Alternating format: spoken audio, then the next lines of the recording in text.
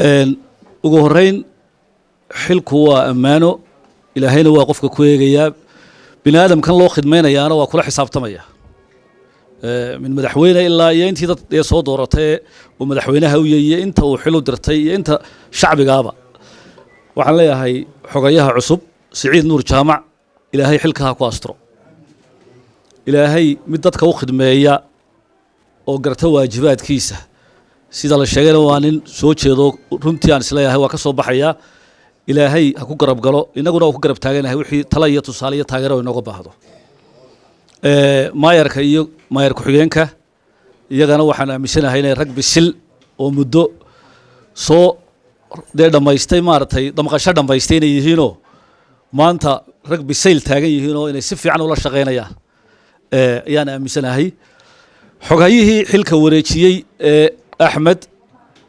runtii nin hayana buu ahaa mas'uuliyad wanaag iyo waan aaminsanahay intuu joogay wax khilaaf ma dhaximanin mas'uuliyiinta dawladda hoose xil iyo mas'uuliyad daliil waayo mayso waxa weeye nin xil qaadeed qaad laakiin haddana runtii maynaan maqal dhawaaq ka soo yeeray xagga dawladda hoose taasina waa wax weyn weeye dadka in la isku hayo sharaf ay u tahay ala laqalla hadii xitaa waxba la qaban waayo dadkii in la isku hayo aanay maartay iyagii baa haysta loo odhanin waa wax macno weyn dadka u sameynaya anagu ka hayad shaqaale ahaan runtii waxaan waa farxad u ah xogayaha cusub anagoo imikuun soo dhex galay dawladda hoose awal ma aanan shaqo ku lahayn shaqaalaheedana shaqo kuma aanan lahayn mana soo faragelin jirin xeerkan cusub ee xeer 23 ee ismaamulka degmooyinka iyo gobolada barsaabka waa fadhiyaa amendmentka lagu sameeyay kaabista iyo wax ka bedelka lagu sameeyay wuxuu na siiyay fursad ah inaanu shaqaalaha qodobkiisa 17aad baa wuxuu farqadiisa koowaad iyo labaadna siiyeen in hay'adda shaqaaluhu mas'uul ka noqonayso hab maamulka shaqaalaha A iyo B C iyo D na ay diiwaan gelinayso imtixaanka imtixaan laga qaadin markay qaadanayaan aanu supervision ku leenahay labada kalena qaadashadooda annaga nala soo celiyay imtixaan baa laga qaaday wixii dambe marka waxaanu bilownay runtii diiwaan gelintii imika daraasad baan markii hore sameynay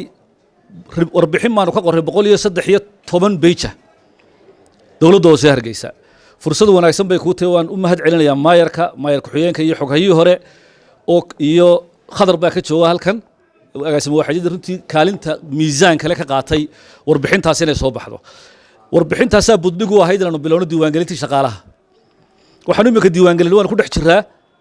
shaqaalaha waa laga yaabaa inay u qaataan inuu ka guuray halkan oo dhameynay shaqaali kama aanan guurine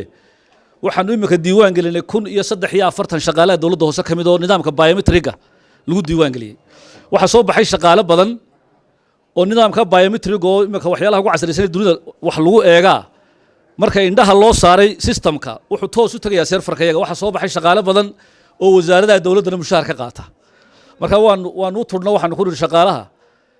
war waxba labadaba ka saari meena sharciyan labadaba laga saaro way waayo waa nooc corruption kamid ah laakiin fursadan u qaadanay waxa weeye in mid ay ku haraan ama dawladda hoose ku haraan ama dawladda dhexe mushaharkeeda ku haraan taa shaqaalaha waan u sheegaya fursadan waa lagu faa'iideysanaya talabaad waxa weeye 143 shaqaale 143 baan diiwaan gelinay 143 shaqaalaha baa la celiyay oo kaarka magaca ugu yaaliyo bayroolkan ka qaadnay maayarku na siiyay magaca ugu jira kala duwanaadeen kuwaana kaga tagi mayna waan u saxaynaa xogayaha cusubina kulli kaalmo ka qaadan doona maayarka iyo ku xigeenka waa isleegaynaa waxaan jecelahay in shaqaaluhu ay soo bedeshaan kaarkooda ama ay taysarada dawladda hoose magaca ugu yaala iyo isa soo waafajiyaan magaca ay ku haystaan aqoonsiga Soomaaliland iyo bayroolka marka labada haday sameeyaan oo taysaradu ay sax ku noqoto inay waafaqsan tahay ka dawladda ka arrimaha gudaha khasab waxa inaan wada fadhiisano bayroolka magacooda loo saxo waan u saxaynaa taa waxa kale oo jira shaqaale badan oo 400 500 gaadhaya oo December annagu waxaanu qaadanay oo ka xidhnay shaqaale in la qaato bishii 10aad sagaalaad meelahaas ay filaya waxa jira markaa mushaharkan la bixin xilliga waxa jira shaqaale badan oo ilaa bishii 12aad shaqaale ahaa la shaqaaleeyay ilaa bishii 9 ilaa bishii 12aad laakiin aan bayroolka ku jiro mushahar qaadanin maadaama mushaharku dib u dhacay kuwaana kaga tagi mayne wixii sharciga sax ku ah waa diiwaan gelinaynaa annagoo la tashanayna xogayaha cusub maayarka iyo ku xigeenka biidnillaahi tacaala oo tala wadaag kale qofna xuquuqdiisa la dulmi maayo shaqaaluhu xuquuq buu leeyahay shaqaduna xaq bay leedahay xogayaa cusub waxaa leeyahay marxalad adag baad kusoo beegantay oo doorasho xilli kala guura dhinacaas culays badan baa kaa soo fuulaya oo xilli kala guur golo deegaanoo tartamaya golo deegaanoo cusub kii horeo la bedelayo mid kaloo cusub oo imanaya ilaa bisha shanaad dhinacan kalena faa'iiday kuu tahay oo hay-adda shaqaaluhu waxay idinkala shaqayn doontaa qaab dhismeedka in la jaangooyo dowladda hoose iyo waaxyaheedaba in la sameeyo habraacyadii shaqaalaha lagu maamulayay habmaamulka oo dhan wixii ka qabiya way jiraan in laydii sameeyo systemka softwareka lagu maamulayo shaqaalahoo dhan in habmaamul wanaagsan oo saxa oo wixii ay warbixintu soo saarteen tala ay ka bixisay inaanu idinla toosino markii hore aynu bisha afraad wax ka qabanaa bay ahayd laakiin waxaanu dib ugu dhignay bisha toddobaad doorashada dabadeed imtixaan baa jira shaqaalaha la diiwaan geliyay A iyo B waxaanu isla cayimi doonaa mas-uuliyiinta dowladda hoose biidni illaahi tacaala dee hambalyaan leeyahay ilaahay kugu asturo